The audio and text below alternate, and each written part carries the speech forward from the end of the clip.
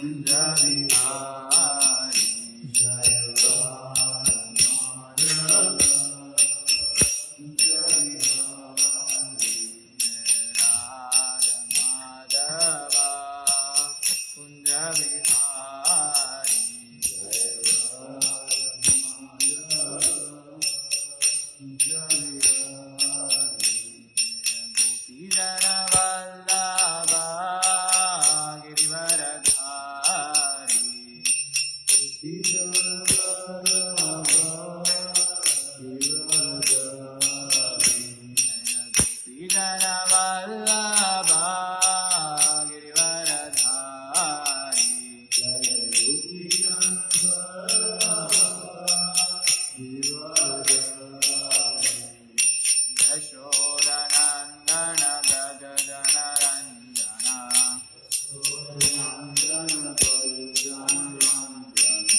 Yashodanandana Gagadana Ranjana Yamuna Tira Vanachari Yamuna Tira Vanachari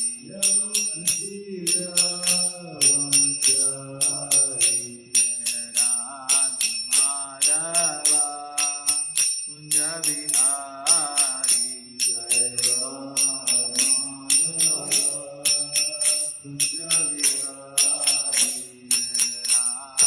Madhava Kunja Vihari Radha Madhava Kunja Vihari Radha Kunja Vihari Radha Kunja Vihari Radhe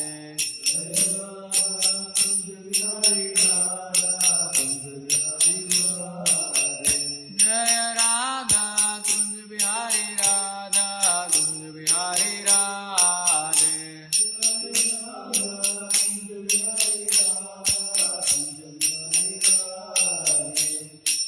Jaya Jagannath Jaya Jagannath Baladeva Mai Subhadra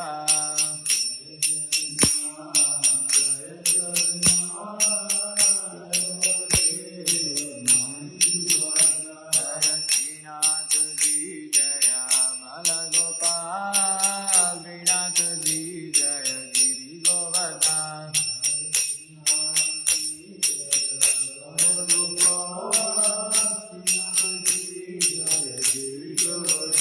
Jaya Gauranitai Jaya Gauranitai Gauranitai Jaya Gauranitai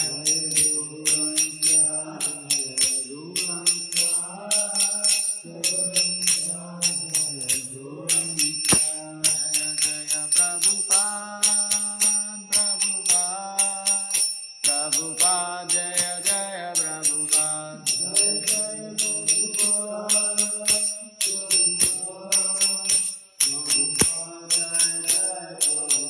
Jaya Jaya Gurudev Gurudev Gurudev Jaya Jaya Gurudev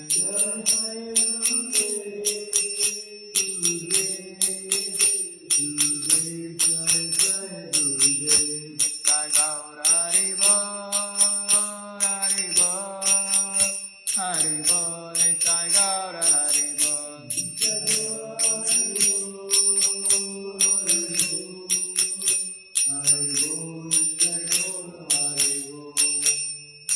Jai Om Vishnupada Paramahamsa Parivrajikacharya Ashtottara Shata Shri Srimad His Divine Grace Abhay Charanaravinda Bhakti Vedanta Swami Srila Prabhupada Ki Jai Om Vishnupada Paramahamsa Parivrajikacharya Ashtottara Shata Shri Srimad His Divine Grace Bhakti Siddhanta Saraswati Thakur Goswami Maharaj Prabhupada Ki Ananta Koti Vaishnava Vrindi Ki Grantaraj Shrimadbhagavatam Ki Srila Prabhupada Ki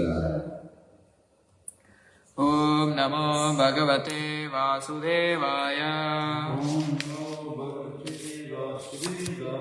Om Namo Bhagavate Vasudevaya Om Namo Bhagavate Vasudevaya Narayanam namaskrityam Naram Jaiva Narottamam Devim Saraswatim Vyasam Tato Jayamudire Nashtaprayasu Abhadreshu Nityam Bhagavata Sevaya Bhagavati Uttama Shloke Bhaktir Bhavati Naistiki Krishnaya Vasudevaya Devaki Nandanaya Cha Nanda Gopa Kumaraya Govindaya Namo Namaha. Hare Krishna. Welcome to ISKCON Detroit Dev Southern Mandir Shrimadbhagavatam reading. Today we are reading from Canto 1, Chapter 10, titled Departure of Lord Krishna for Dwaraka, text 36. Tatra, Tatra, Ha, Tatra Tayer, Tatra Tatra Ha Tatra Tayer, Tatra Tatra Ha Tatra Tre, Hari Pratyudya Ataranaha, Hari Pratyuddatharana, Hari Pratyuddatharanaha, Sayam Bheje Disha Paschat, Sayam Bheje Disham Paschat, Gavisto Gam Gatas Tada, Gavisto Gam Gatas Tada, Gavisto Gam Gatas Tada, Tatra Tatra Ha Tatra Taye, Hari Pratyudyataranaha, Sayam Veje Disham Paschat, Gavisto Gam Gatas Tada. Anyone would like to repeat? Tatra Tatra Ha Tatra Tayer, Hari Pratyudyataranaha, Sayam Veje Dishe Paschat, Gavisto Gam Gatas Tada. Let us go word by word. Tatra Tatra, at different places. Ha, it is so happened. Tatratyai, by local inhabitants. Hari, the personality of Godhead. Pratyudyata Arahana, being offered presentations and wonderful and worshipful regards. Sayam, the evening. Veje, having overtaken. Disham, direction. Paschat, western. Gavista, the sun in the sky. Gam, to the ocean. Gata, having gone. Tada, at that time. Translation and purport by His Divine Grace Abhay Charanaravinda Bhaktivedanta Swami Srila Prabhupada ki. Translation. On his journey through these provinces, he was welcomed, worshipped, and given various presentations. In the evening, in all places, the Lord suspended his journey to perform evening rites. This was regularly observed after sunset. Please repeat. On his journey through these provinces, he was welcomed, worshipped, and given various presentations. In the evening, in all places, the Lord suspended his journey to perform evening rites. This was regularly observed after sunset. Purport.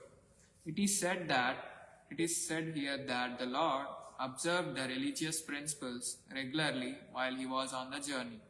There are certain philosophical speculations that even the Lord is under the obligations of fruitive action. But actually, this is not the case. He does not depend on the action of any good or bad work. Since the Lord is absolute, everything done by him is good for everyone. But when he descends on earth, he acts for the protection of the devotees and for the annihilation of impious non-devotees. Although he has no obligatory duty, still he does everything so that others may follow. That is the way of factual teaching. One must act properly himself and teach the same to others. Otherwise, no one will accept one's blind teaching. He is himself the awarder of fruity results. He is self-sufficient, and yet he acts according to the rulings of the revealed scripture in order to teach us the process.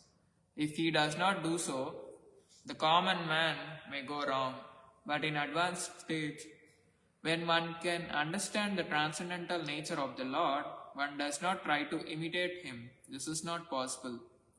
The Lord in human society does what is duty of everyone, but sometimes he does something extraordinary and not to be imitated by the living being. His acts of evening prayer, as stated herein, must be followed by the living being, but it is not possible to follow his mountain lifting or dancing with the gopis. One cannot imitate the sun, which can exhaust water even from a filthy place. The most powerful can do something which is all good, but our imitation of such acts will put us into endless difficulty. Therefore, in all actions, the experienced guide, the spiritual master, who is the manifested mercy of the Lord, should always be consulted, and the path of progress will be assured. Thus end the Bhaktivedanta purports of first canto, 10th chapter of Shrimadbhagavatam, entitled Departure of Lord Krishna for Dwaraka.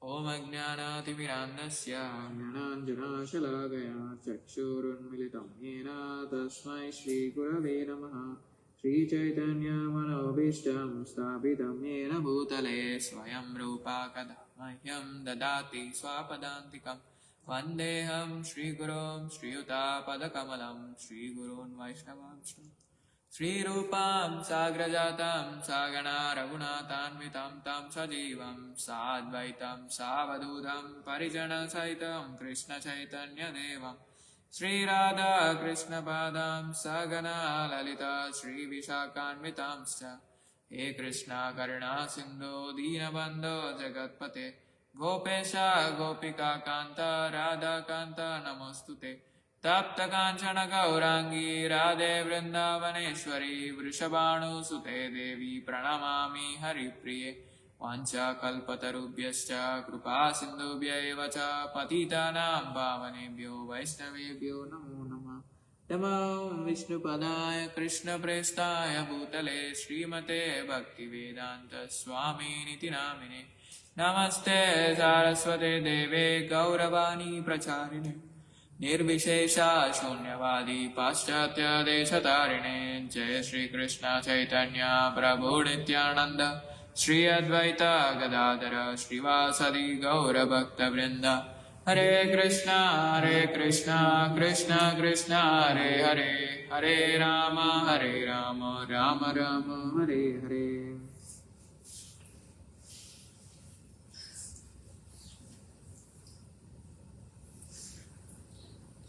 Hare Krishna. Welcome to ISKCON Detroit, Del Southern Mandir, Shrimadbhagavatam reading. Reading from Canto 1, Chapter 10, Departure of Lord Krishna for Dwaraka. And it's the last text of this chapter, text 36. So yesterday we have seen how the Lord proceeded towards Kurujangala, Panchala, Surasena, the land on the bank of river Yamuna, Brahmavarta, Kurukshetra, Matsya, Saraswata, the province of desert, and the land of sanctity water. After crossing these provinces, he gradually reached the Sauvira and Abira provinces. Then west of this reached Dwaraka at the last. So while Lord is being traversing from all these provinces, he was welcomed, worshipped, and was given very valuable presentations. And wherever he traveled, if it is evening time, like Sandhya Kal, so he used to do his evening rites like worshipping, doing puja, doing worship as regularly observing after the sunset. So this is thing. So today we're gonna see like how the Supreme Lord is beyond karma and yet he's the upholder of dharma, and how we have to see this follow versus imitate, which is the most dangerous confusion. And then Krishna as the perfect Acharya, teaching through conduct. And last, summarizing the whole chapter. And also today, it's the disappearance day of Srila Jiva Goswami. So we're gonna see about Srila Jiva Goswami for a few minutes. So as we come through this text, so Lord Krishna said to depart to Dwarka, and we have seen various people like Pandavas and all the saintly persons over there, even the Hastinapura ladies on the rooftops, they were also like glorifying Lord, even though they did not have direct interaction with Lord, but still they had a very, very great knowledge and in glorifying them, and it was even better than the Vedic hymns of Brahmanas.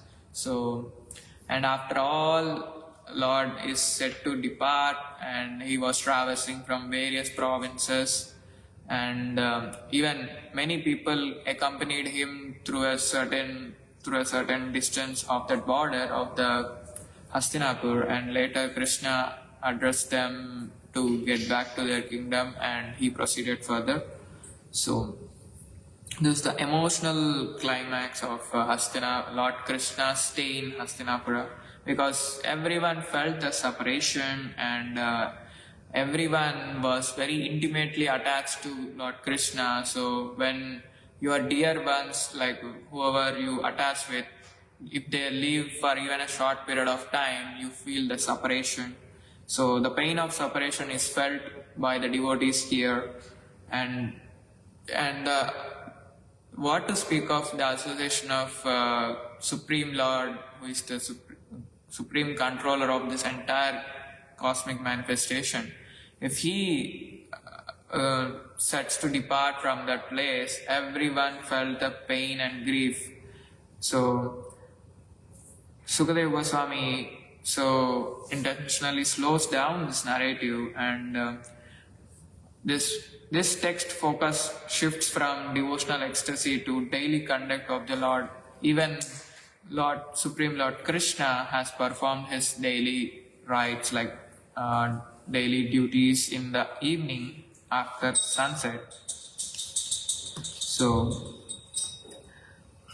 this verse may appear as ordinary externally, but still this is a very high philosophical text, because Lord is showing for us to do what we have to practice, what is the best practice, and what are the evening rituals to be performed by each and every common man. So this purport reveals this verse is philosophically critical.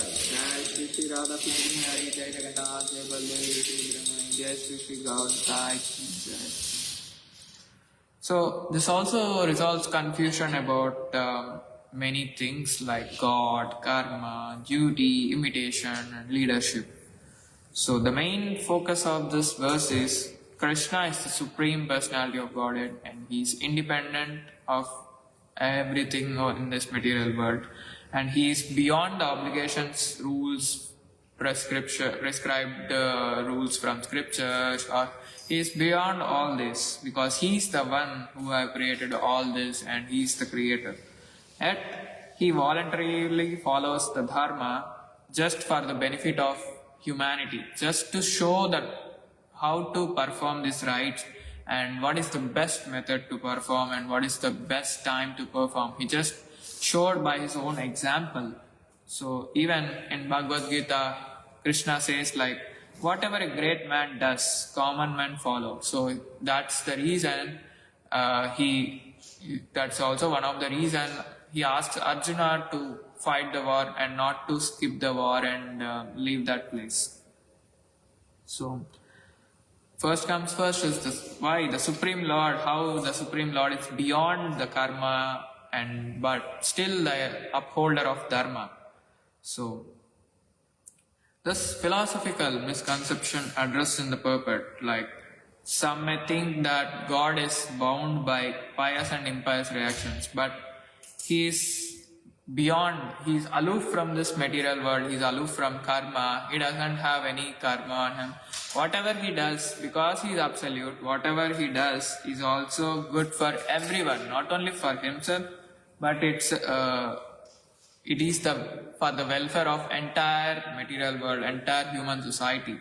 So the Shrimadbhagavatam firmly rejects the statement which is like God is bound by pious and impious reactions, because Krishna is karma phaladata or giver of results, and he is not bound by action, he is not karma baddha. So the key thing to focus in this is everything done by him is good for everyone.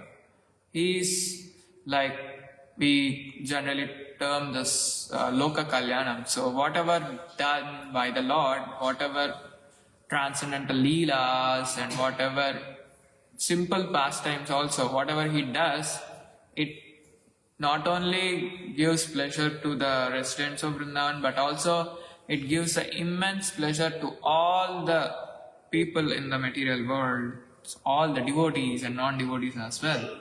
So one may question like, okay, God is beyond his obligations, God is above the material world, but why is still following the rules, or why is he still following the rituals and all? It's not due to the obligation, but it is due to compassion, responsibility and leadership. Because Krishna even says in Bhagavad Gita in 9th chapter, text 9, like, actions do not bind me.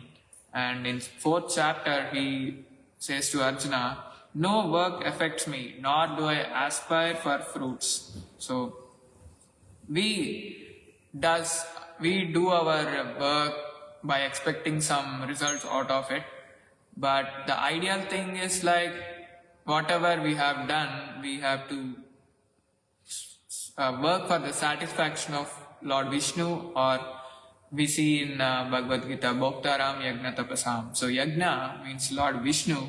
So we have to work for the Lord Vishnu, but not for our own fruitive results.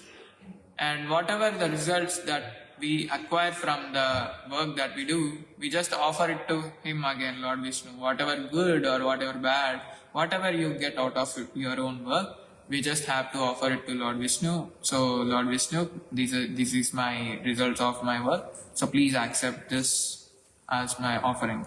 So to you. So this Krishna's evening prayers or evening rituals signify a great respect for Vedic rhythm of time, because if a great personality or a top celebrity does one thing, eventually common man will follow that, because he has a great respect towards them, and in the society they have a great name and fame. That's one of the key point even for the marketing people, advertising people. They try to focus on hiring brand ambassadors for their companies through the celebrities or whatever the top tier people in that society, like higher level ranking even in the politics or in the sports or in the music, whatever we take, whatever department, whatever thing we take, who are excelling in that field. So these marketing people will approach them and will try to convince them to promote their brand such that it will easily reach to each and every corner of the city or state or country, and many common people who are very much admired by the topmost celebrities in that field will get easily attracted to the products. So that is the one of the main trick of the marketing people. So here Krishna does this because by setting an ideal example of he himself, he reveals to all the humanity or mankind that what is the ideal process and what are the things to do in our regular day-to-day life. And even this travel, it's like sanctifying travel, rest and social life. All the three are being sanctified through Krishna's actions. And even sunset is treated as sacred because even we perform usual rites or some like even worship of God Sun when it is even sunset. Not only at sunrise but also even at Sandhya Kal also we do the evening rites. So this also indicates like God-centered lifestyle, because wherever you are and if at all in a day-to-day life, if we try to engage even in a very short period of time in a very worshipful mood, then whatever the stress, whatever the anxieties that we develop within our work or within the common present society, they are slowly getting reduced and you will be much more focused on your spiritual path and spiritual practice. Even if we see in Ramayana, Lord Ramachandra also performing Shraddha rites for this Jatayu, because Jatayu has fought vigilantly in rescuing Mother Sita, but still his power couldn't be enough to protect her, because the opposite party, the Ravana, is very, very powerful than Jatayu, and even though he resisted for a long time, but he couldn't hold that resistance, and Ravana could just easily kill the Jatayu and just abducted the Sita Mata. So Supreme Lord, in whatever yuga he comes into this material world, he sets a great example to all the humanity, and he also acted as an ideal son to his father, both in Dwapar Yuga as well as in Treta Yuga. In Treta Yuga, he was like ideal human, how an ideal human has to lead and how a great king has to rule his kingdom. So even in the Dwapar Yuga, Krishna is honoring Sudama, who is a great Brahmana, which demonstrates humility despite supremacy. Because being a king of a kingdom, Dwaraka, he can arrange all the facilities for his friend by just upon an instruction, but still he took care of him, and he did his service for the Brahmana on his own hands, because he sets an example like Brahmanas are far more superior than the Kshatriyas and they have to be respected more and more. So we even see this analogy in our day-to-day life, like in a company, if a CEO attends the office regularly, and if he is on time, then by seeing him, many employees will try to follow the rules and regulations strictly, because they have the fear like, oh, our boss, CEO is only coming at the right, he's coming at on time, so why can't we come on time? So why can't we practice that daily? So if he follows rules, no one questions him if he follows or not. Because similar to Krishna, who is beyond this material world, CEO is beyond the rules and regulations of that so-and-so company, but still he does so because to set an example for all the employees and to set the standards in that respective company. because he follows the schedule, he wears the uniform if it is so, and many employees learn seriousness through the practical example of the life behavior of the CEO. So the key takeaways from this is like Krishna follows dharma voluntarily, and his discipline protects society, and God teaches more by action than by words. We even hear this quote like actions speak louder than words. So you can speak hundreds and hundreds of words, but if you follow it, then only people will try to follow it. Because if you are not following, how the others may follow? They may easily question you. Are you following? Are you doing that? They will observe you. And if you are doing, they will try to follow it. So next comes is like follow versus imitate, which is the most dangerous confusion. And Srila Prabhupada even quotes here in this purport, like imitating God leads to downfall. As we see here, it's not possible to follow his mountain lifting or dancing with the gopis. Many people in this current society, they simply comment on this, Krishna had spent his time with the gopis, so why can't we spend our time with many girls or something, many like that. So Krishna had done us various transcendental leelas pastimes, still being a small baby onwards. Can you kill a demon? Can you lift a huge hill for 7 days and 7 nights? And can you even imagine how much tribulation Krishna has faced? Like how many demons? Like he did not face any like tribulation, but he just killed them in a fraction of moment with his just fingers, or within just blowing air or something. Can you do that? Can you just go on doing all this? They just take a few leelas and they try to misinterpret it, and they think like, oh, Krishna is also doing, so why can't we do? So when you try to see one thing, you have to see what is the background of it and what is the actual purpose behind it, and why is the Lord performing. It has a very deep philosophical meaning. Without knowing any philosophical meaning or purpose behind it, we should not try to imitate the actions.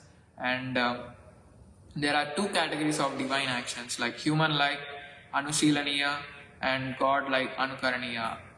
Human-like are to be followed, and God-like divine actions are not to be followed, and we should not try to imitate them, because those are on different platform, those are on the higher level, higher purpose. So we can't even imitate those actions because we don't have that enough capacity, enough strength. Krishna being the Supreme Personality of Godhead, he can do anything he wants within just a fraction of moment, or just with a simple, without any weapon. He killed without any weapon many demons, like Putana, Trinavarta, Shakatasura, many demons, Agasura, without even catching one weapon. Can we even kill a mosquito or some insects without some weapons? Like currently we use like now technologies like mosquito killing baits or mosquito liquid, something to just get rid of it. So what to speak of big demons or big calamities? How difficult it is to face them and get out of it. But still we try to quote, oh, Krishna is doing that, why can't I do this? That's a very foolish thing. So we should follow his instructions, what Krishna has instructed us, what we have to do, what is the purpose of our life.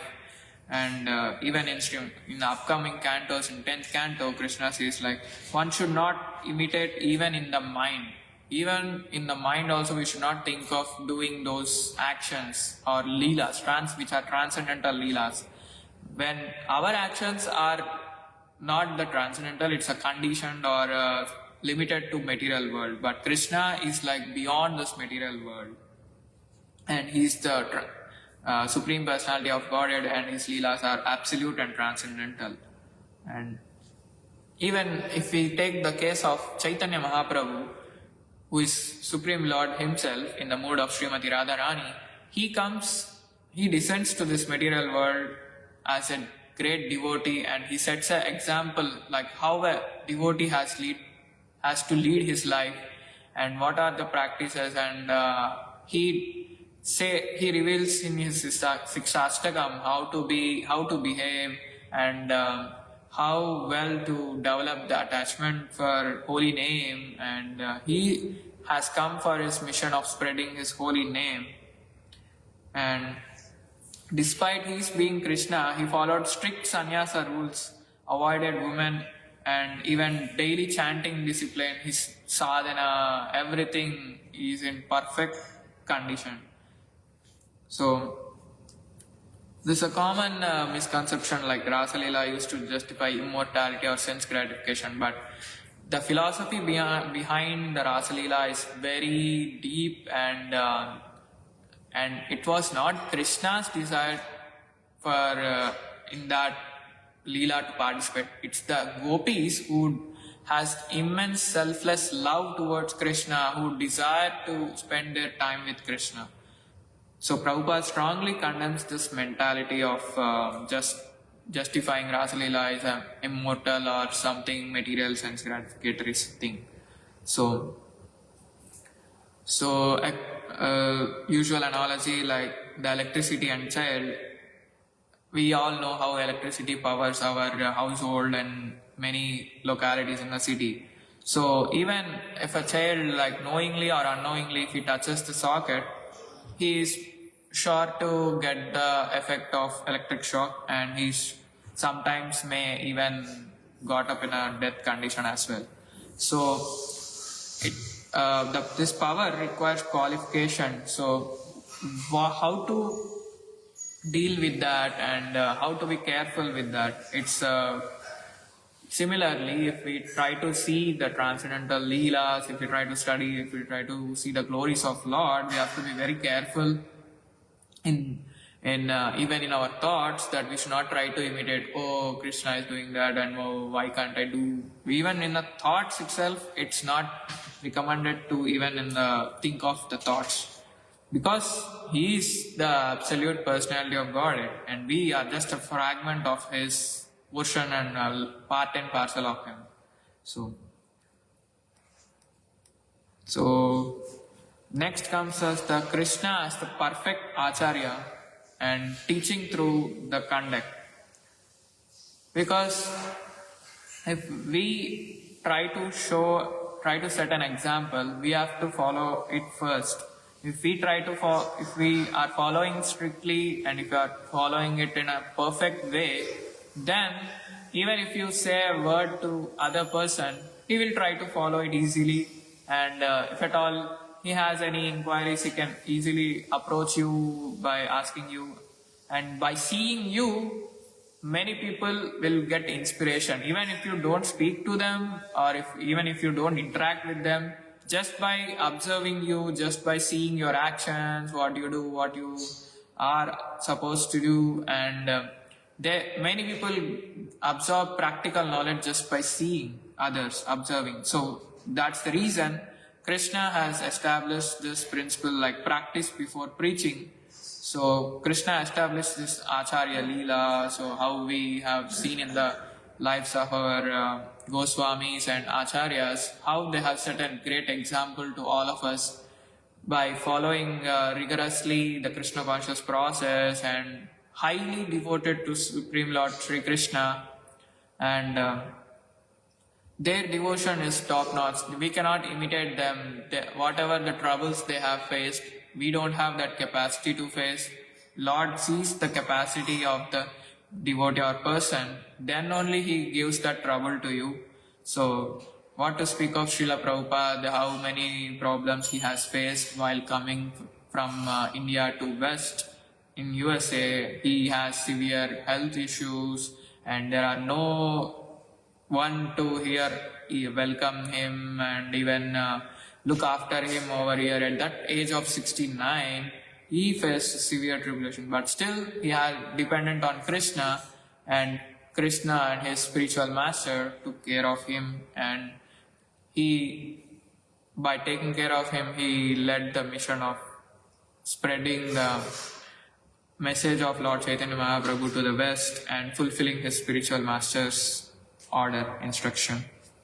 So this evening prayers teach us the time management, so how perfect we are in managing our time.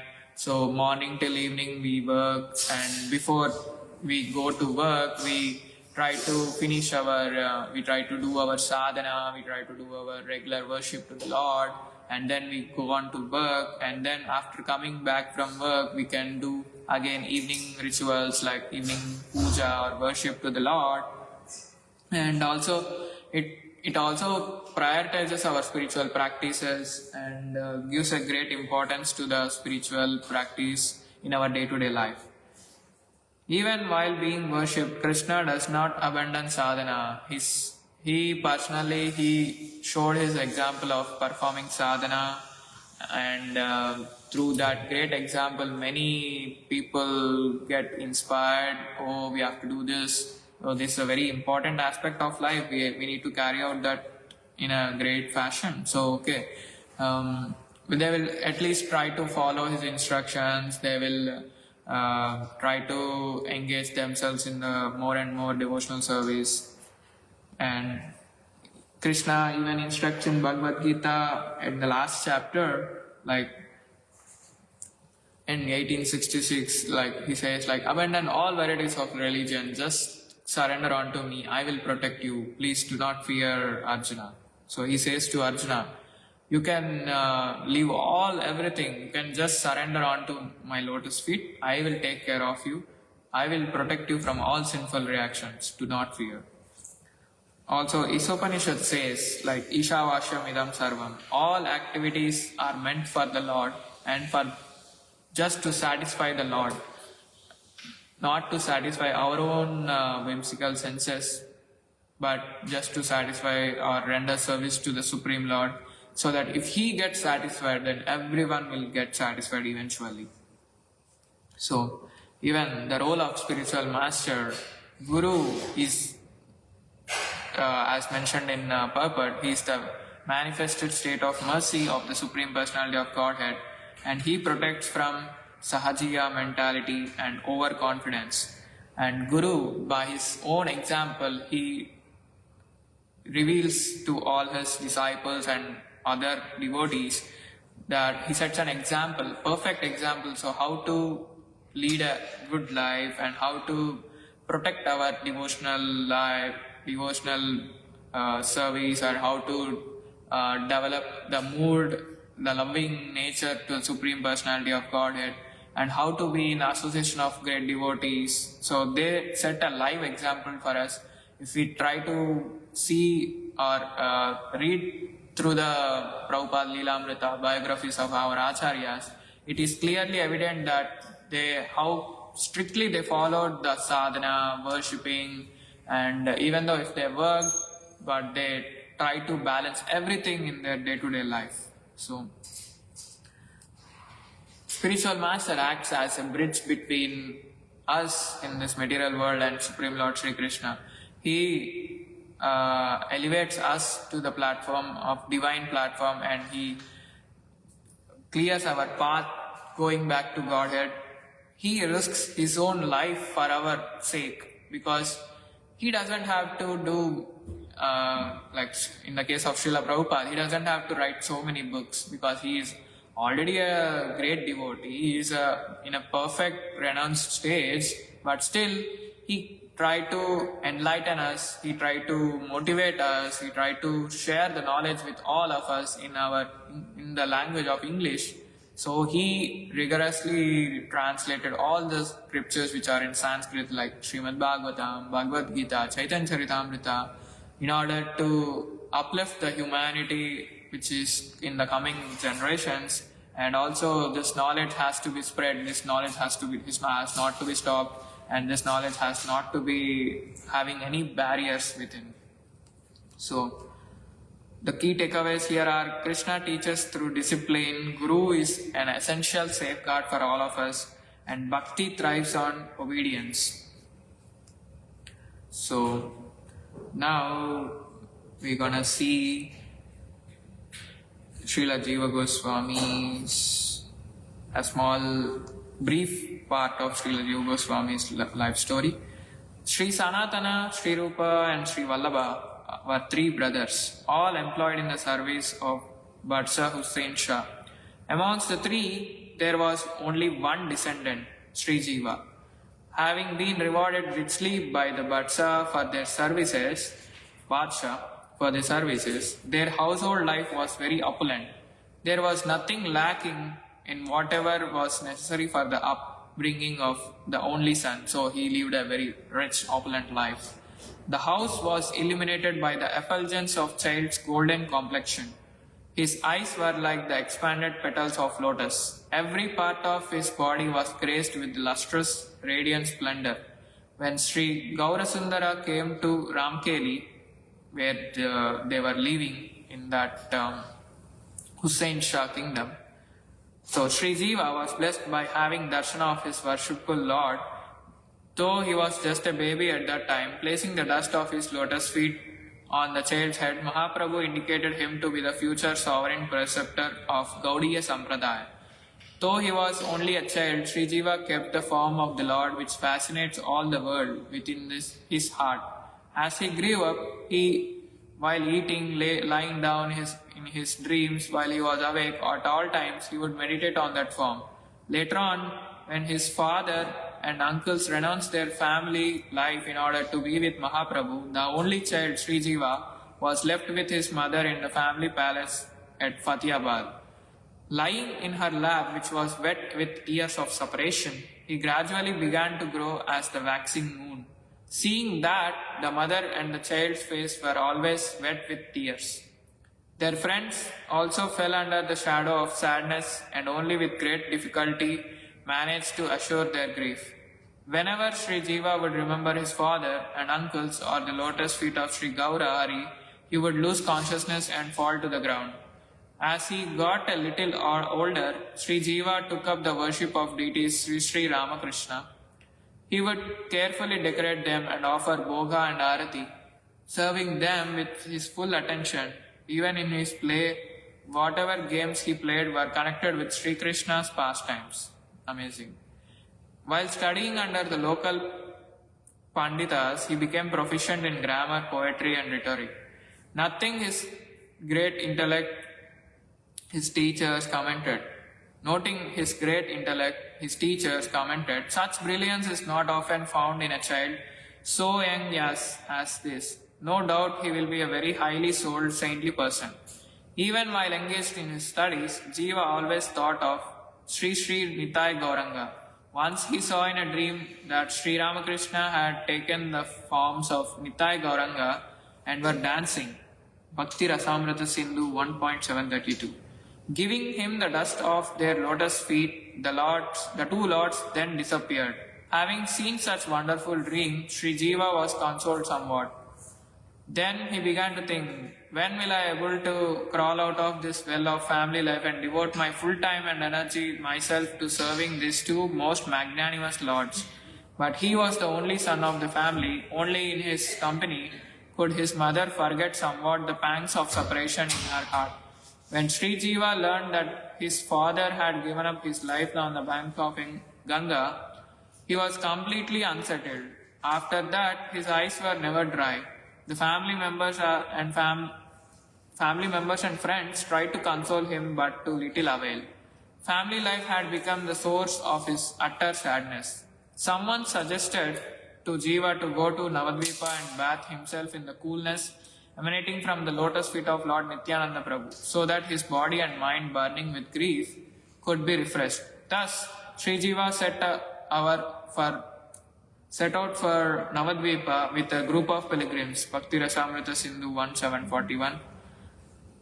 Nityananda Prabhu, the omniscient Lord, could understand that Sri Jiva was on his way to Navadvipa. Therefore, he also left for there from Kadarha.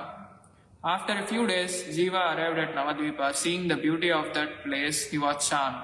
Falling down on the ground, he offered his dandavats to Mother Ganges. Inquiring from the villagers the directions to Mayapura, he learned that Nityananda Prabhu was residing at Srivas Pandita's house. At last, arriving there, he fell down at the door to offer his dandavats. Nityananda Prabhu came out with Srivas Pandita and picked him up and embraced him, asking, "Are you the nephew of Sri Rupa and Sri Sanatana?" As an answer, Jiva again fell down on the ground at the lotus feet of Nityananda Prabhu. This time, Nityananda Prabhu brought him in the house and began to inquire after the welfare of his family at Fatiyabad. Then Sri Jiva was introduced to devotees present in Navadvipa. He offered his salutations at their lotus feet. Everyone was very happy to meet the nephew of Sri Rupa and Sanatana. That day, Sri Jiva received the remnants of Nityananda Prabhu's prasadam. The next day, the two of them came to Sachimata's house. Seeing the birthplace of Sri Gaurasundara, which was filled with such splendor, Sri Jiva was greatly pacified and fell down on the ground to roll in the dust. In the large courtyard, the devotees were singing songs praising the glories of Sri Krishna Chaitanya Mahaprabhu.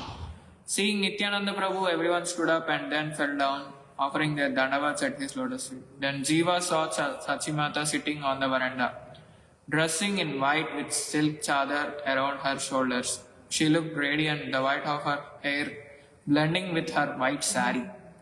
Though her body trembled with old age and was very thin, still the courtyard was illuminated by her divine effulgence. Forgetting herself in remembrance of Sri Gaurasundara, she was sitting with her eyes closed. Becoming aware that Nityananda Prabhu had arrived, she covered her head with her sari and called her servant. "Isana Sprudha has arrived. Please wash his feet." After this was done, Nityananda offered namaskar to the Mother of Supreme Lord and took his seat. He then introduced Sri Jiva to her. Sachimata placed her hand on his head to bless him, and Sri Jiva floated in the ocean of happiness. Sachimata then requested the two of them to honor the Lord's prasada. "Take prasada here at your mother's house today. My child," I offered their preparations in secret to Sri Gaurachandra. Sri Jiva spent some days with Nityananda Prabhu touring the 9 islands of Navadvipa in order to have darshan of the holy places of Lord pastimes there. Then, as ordered by Nityananda Prabhu, he set out for Kashi, Varanasi. At Kashi, he studied Vedanta under Sri Madhusudana Vachaspati, a disciple of Sarvabhauma Bhattacharya. The conclusions of Vedanta contained in Shrimadbhagavatam that were expounded by Sri Chaitanya Mahaprabhu to Sarvabhauma Bhattacharya in Puri had been in turn taught by Bhattacharya to Madhusudana Vachaspati, and who established a toll at Kashi. From him, Sri Jiva mastered the same conclusions. From here, Sri Jiva set out for Sri Vrindavana, where he received shelter at the lotus feet of his two uncles, Sri Rupa and Sanatana. They were very pleased to see him and received from him all the news. Sri Jiva stayed with Sri Rupa, who began to teach him Shrimadbhagavatam. After initiating him with the divine mantra, Rupa engaged him in the service of Sri Sri Radha Damodara. According to Sadhana Deepika, this deity of Damodara was fashioned by Rupa Goswami's own hand for his dear disciple Sri Jiva. Sri Sri Radha Damodara are presently being worshipped in Jaipur, Rajasthan. Seeing that, Jiva had quickly become conversant with the conclusion of Srimad Bhagavatam. Sri Rupa engaged him in proofreading his Bhakti Rasamrita Sindhu. At this time, Sri Jiva compiled a commentary on Bhakti Rasamrita Sindhu called Durgama Sangamani in the year 1476, Sakabda. Sri Sanatana Goswami compiled Sri Vaishnava Toshani and a commentary on the 10th canto of Srimad Bhagavatam, which he gave to Sri Jiva for proofreading. Under the order of Sri Sanatana, Sri Jiva compiled a commentary on that named Lagu Vaishnava Toshani in the year 1500 Sakabda. His writings, along with those of Sri Rupa, Sri Sanatana, Sri Gopala Bhatta, Sri Raghunath Bhatta, Sri Raghunath Das, Sri Krishna Das, Sri Kasishwar Pandit, and Sri Madhu Pandit completely captivated the learned men of that time. It was the beginning of golden age at Sri Vrajdama. Sri Jiva regularly bought water for Sri Rupa and Sanatana's body. He massaged their heads with oil, cleansed their ashram, worshipped the deity, cooked and corrected manuscripts. After the disappearance of Sri Rupa and Sanatana, Sri Jiva continued the tradition that they have inaugurated. Once, Sri Jiva travelled to Agra to debate with Rajputs concerning the glories of Jamuna and Ganga rivers. He established that Jamuna is more glorious than the Ganga as the Ganga emanates from Krishna's lotus feet, whereas Yamuna is his own consort. At this, Mughal emperor was very much satisfied and wanted to present him something. Sri Jiva replied that he would accept some blank papers. So the emperor presented Jiva some stained paper. At that time, paper was very rare and most manuscripts were usually composed on leaves. So there is also a legend that once when a Mughal emperor, possibly Akbar, wanted to confer something on the Goswamis of Vrindavana, they requested for an emperor's order that no living beings would be killed within Vraja. As a result of this, no king would come to hunt there anymore. The disciple of Loknath Goswami, Narottam Das Thakur Amhasya, Sri Gopalabhatta Goswami's disciple Srinivasa Acharya Prabhu and the disciple of Hridaya Chaitanya Prabhu, Sri Shyamananda Prabhu were greatly favored by Srila Jiva Goswami. Under this tutelage, they studied all the literatures of Goswamis. Later, he sent them to preach this knowledge in Bengal. And Srila Jiva Goswami composed many literatures. Amongst them are Harinamamrita Vyakarana, Sutra Malika, Rasamrita Sesha, Gopala Vrindavali, Sri Madhava Mahotsava, and many others. So, this is the small brief description of Srila Jiva Goswami, as is today is the disappearance story of Srila Jiva Goswami. So it was very auspicious to go through the brief description of Srila Jiva Goswami and how he's had set a great example for many acharyas and other Goswamis. So I would like to conclude today's class by just saying like how Krishna's even travel from Hastinapur Dwaraka was very auspicious, because in the way many people got to realize many things, and by his glance everything got sorted in those provinces, everything got flourished, and each and every person in that province got very much pleased by the visit of Krishna, and their life got auspiciousness and successful. Hare Krishna. Krishna. Thank you. Any questions or comments? Nicely presented in the verse, how he gives us an example and he presents himself what to do, and you describe very clearly that what things that we can imitate from him. Yeah, we should not imitate from him, we should follow his instructions. Yeah. Thank you. Very nice. Granthraj Shrimadbhagavatam ki, Srila Prabhupada ki.